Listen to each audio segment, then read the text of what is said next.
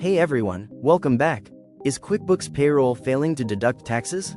Don't worry. We'll walk you through the steps to troubleshoot and fix this issue fast.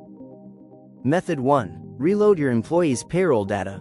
Approach 1. When you have yet to issue the paycheck. Approach 2. When you have already generated the paycheck. Method 2. Check the employee's tax withholding setup. Method 3. Check the payroll item configuration when payroll not deducting taxes. Approach 1. Run the payroll detail review report. Approach 2. Carry out payroll liabilities adjustment. Method 4. Scan and repair the company file data.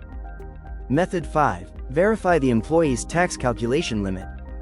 Method 6. Review the employee's payroll tax configuration. Method 7. Erase the duplicate payroll tax item. Need more guidance? Visit our article at www.a2autocare.com/article or call us at this number. Thank you for watching the video. If you find it useful, hit like, share and subscribe.